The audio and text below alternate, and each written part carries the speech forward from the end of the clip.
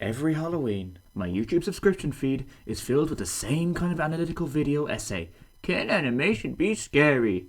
This is a fairly reasonable concept to question, especially if you have an interest in anime like I do. But I'm getting sick and tired of hearing the same points brought up time and time again with the same shows and movies being mentioned. There is no debate. Animation can be scary. I know this might be hard for some people to believe, and I feel this mostly comes down to the kind of shows horror anime end up being, usually falling short for one of two reasons. The first and most obvious reason to me is a lack of talent in making a show like this. The 2017 anime series, the Junji Ito Collection, is a great example of this, completely destroying the iconic mangaka's stories. The hyper-detailed, grotesque images are replaced with vastly inferior designs made easier to animate, which would be fine if they moved well enough to justify such a downgrade. Instead, their poor movements make the whole experience feel like a slowly moving manga, making me wonder why I'm not just reading one of the 6 Junji Ito omnibuy I have on my shelf instead. That being said, the other reason people doubt my claim is what I would describe as the Shiki effect. Shiki is a 2010 horror anime where the terrifying MacGuffin is vampires. The first half of the show is a fairly standard murder mystery series where we see vampires slowly infiltrate the town Shiki takes place in. Something changes in episode 16. The fact that half the town had become vampires is revealed to the rest of the population, and a standard thematic question on morality, who's really the monster, is explored.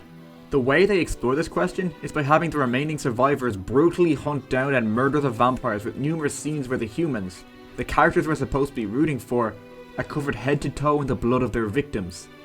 The series is great, but as horror it completely fails. Something gory doesn't mean something scary. Not to say that it wasn't necessary for the theme of the show, the audience quickly becomes desensitized to the violence, mirroring the mindset of the villagers, making the not quite black and white scenario feel even greyer than before. What I have dubbed the Shiki effect is this complete apathy towards extreme gore, named after the series not because it was the first to do so, not by a long shot, but because the gruesome events are the only things people remember from that show. And it was also the first horror anime, so...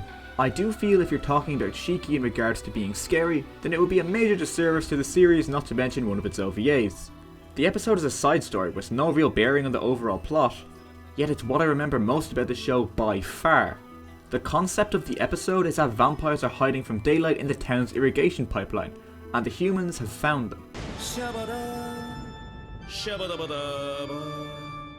We follow a small group of vampires as they squeeze into a tunnel that only gets smaller and smaller as they go further down, in a vain attempt to escape those chasing them. We watch as they get trapped, unable to crawl further, and completely lacking in the necessary mobility to form even the most basic self-defense. The walls surrounding them create a crushing sense of claustrophobia and panic as the group is slowly taken one by one and dragged into the sunlight, forced to violently burn into ashes.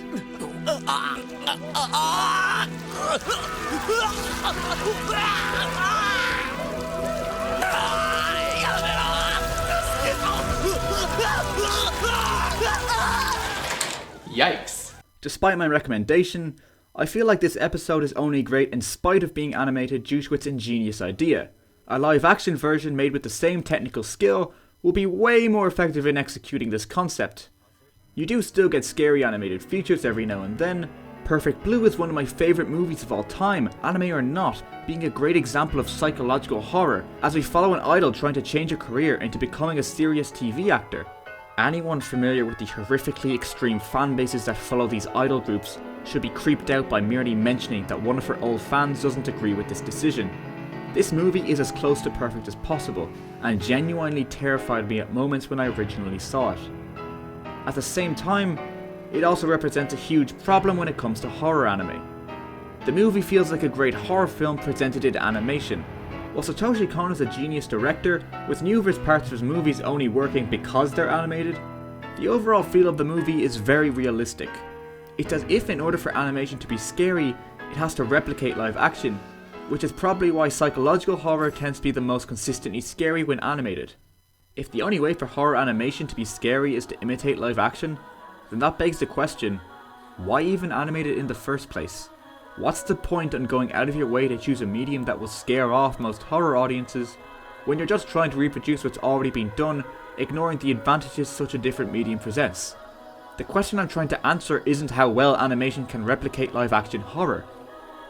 It also isn't specifically referring to Japanese animation. The best example of how animation could be scary is in the 2009 children's movie, Coraline. I just want to clarify that I don't find Coraline scary anymore. I haven't thought of it that way for many years now, although it definitely haunted my childhood. While scaring a kid might not sound like much for a horror movie, especially in my case, I rarely go to any today because I don't want to embarrass myself leaving a cinema enveloped in a puddle of my own piss and tears. This is definitely an impressive feat for a kids movie. As an animated horror film, this was definitely a step in the right direction, perfectly capitalizing on the uncanny valley effect, the feeling that what I'm seeing is close to being right, but wrong in just enough ways to be really creepy. This explains the common fears of dolls and is something the story was clearly aiming for with its emphasis on button eyes. Everything about it is so clearly animation, especially within the set and character designs, ignoring reality as much as possible and focusing on the surreal.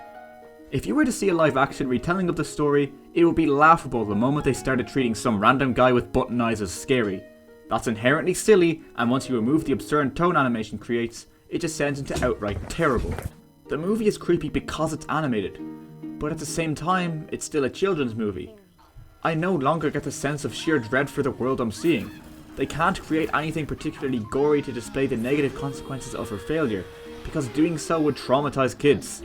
This is why I claim that animation is scary. People just haven't grown up enough to accept it as a valid form of storytelling for older audiences.